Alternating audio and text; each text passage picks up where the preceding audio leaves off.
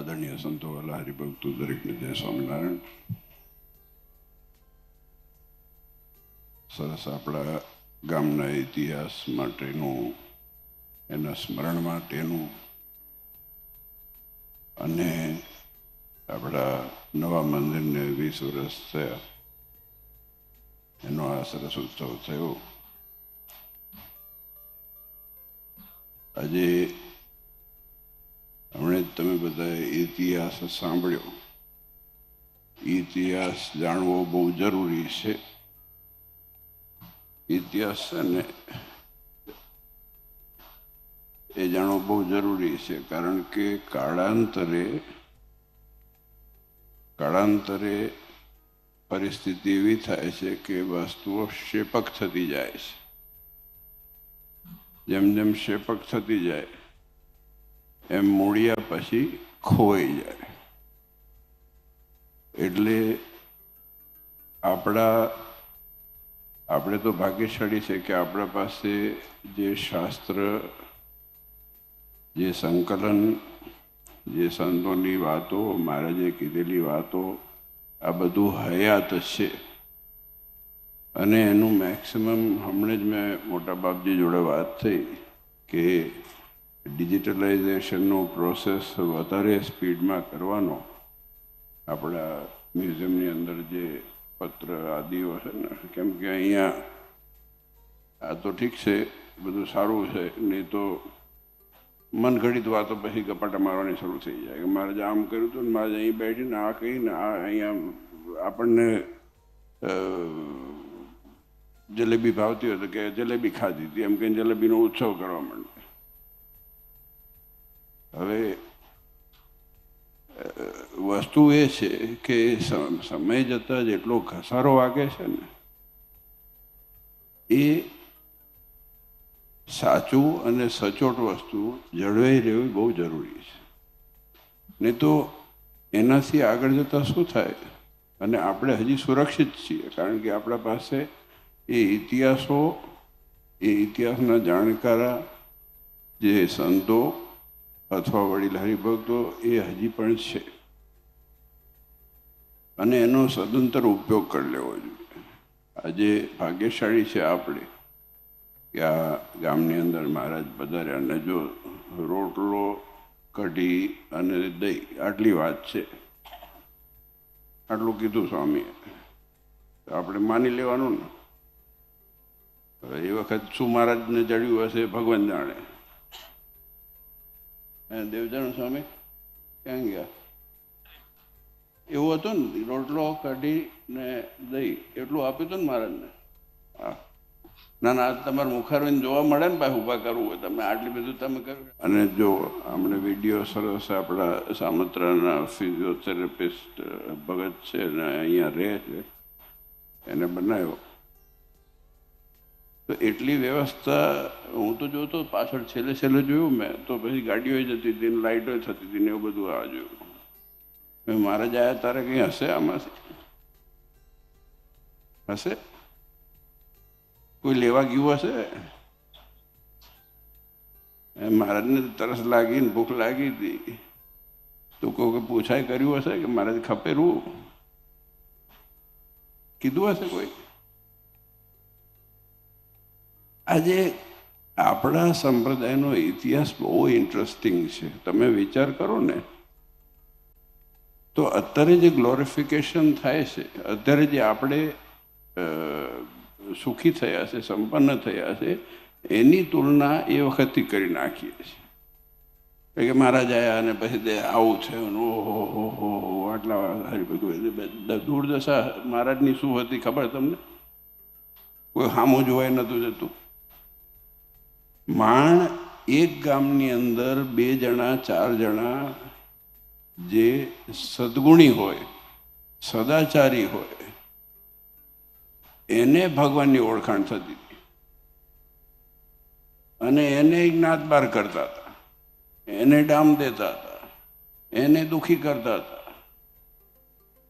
મહારાજના વખતે સત્સંગ જાળવીને રાખવો એક કબરું કામ હતું. સમાજ બહાર કરી નાખે. હવે એ વખતે જે મહારાજ હતા એ કેવા કેવા ગામો, ધારો કે આપણું આ નારાયણપર ગામની વખત 4 વખત આવ્યા તો એમાં હળી મળીને 1.5 થી 2.5 માણસ હોય કે જે ભગવાનને ભગવાન તરીકે જાણનારા હોય, અને ગુણબુદ્ધિવાળા બીજા 4-5 જણા હોય. આજે જે પરિસ્થિતિ છે એ વડવાઓએ જે પુણ્ય પ્રતાપ કર્યા અને ભગવાનને રાખ્યા, એના લીધે થઈને આપણે સુખ્યા થયા છે.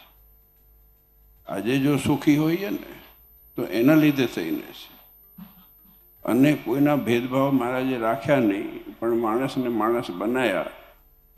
જે જ્યાં ત્યાં ભટકતા હતા, ક્યાં કામણ ટુમણમાં જાય ને કંઈક દોરા ને ધાગા કરતા હતા અને કંઈક ઊંચા નીચા થતા હતા, એ બધાને બંધ કરીને મહારાજે ભગવાન સન્મુખ કર્યા કે જો ભગવાન કે તમારું સારું કરશે, બાકી બીજા આડે અવડે ફરશો નહીં. મહારાજે જો દૃષ્ટવા શિવાલયાદિની દેવાકારાણી વર્તમાની જે શિક્ષાપતિમાં વાત કરી, શિવાલય આદિક દેવસ્થાન જવું, એ પોતે માન્યું, જોયું, અનુભવ કર્યું અને આવી રીતે થઈને આપણા ગામની અંદર આવ્યા. આપણા મહદ ભાગ્ય છે. એ પરંપરા આપણે કાયમ સાચવીને રાખવાની છે. અને આપણે જો સુખી થયા હોય તો ભગવાનના લીધે થઈને સુખી થયા છે. તમે હોય, હું હોઉં, ગમે તે હોય, એ ભગવાન ક્યાંય વિસરી ન જાય, એ ભગવાન ભૂલે ન જાય. અને બીજું જેટલું છે, કારણ કે તમે હમણાંના જ સમયની અંદર જુઓ ને, હમણાં જ ભગતજી યાદ કર્યું ને કે શું ખાવા ગયા હતા, બોરા ખાવા ગયા હતા, શું ખાવા ગયા હતા, ગુંદી ખાવા ગયા હતા, ગુંદા ખાવા, ગુંદી. હા, કેવી બધી વાતો જો ભગતજી કાઢ્યું, ગુંદ ખાવા, એમાં સ્વાદ આવતો હતો. એમાં પછી ચોરી કરીને ખાધી હોય ને તો વધારે આવે, એમાં પકડાય નહીં તો વધારે આવે. 5 જણા પકડે, 2 જણા રહી જાય ને તો એમ કહેતા હતા સ્માર્ટ છોકરો એમ કહે. એટલે ગુંદીમાં ભગતજી અમને મળી ગયા.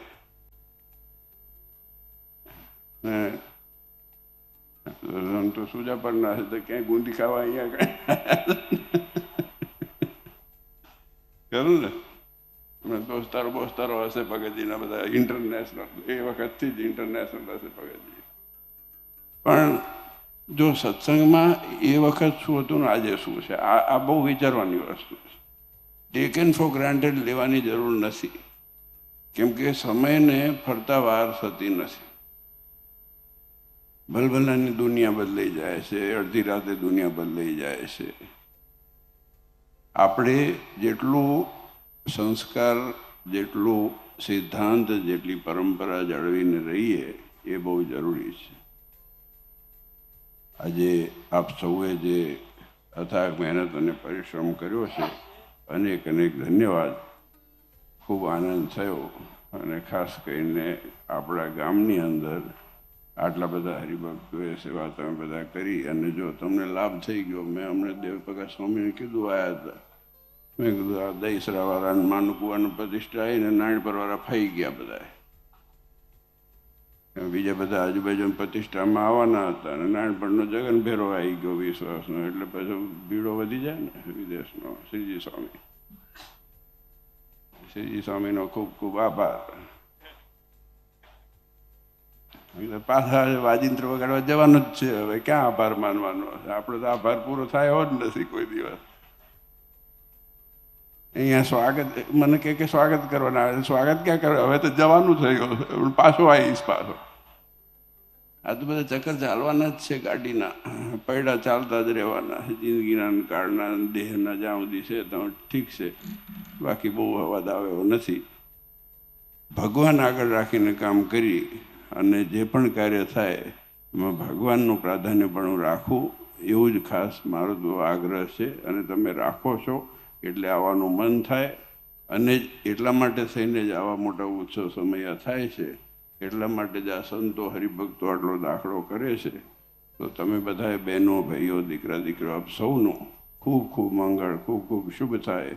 મહારાજ આપ સૌને, નારાયણ દેવ આપ સૌને ખૂબ રૂડા આશીર્વાદ આપે, એવી જ ભગવાનના ચરણોમાં પ્રાર્થના.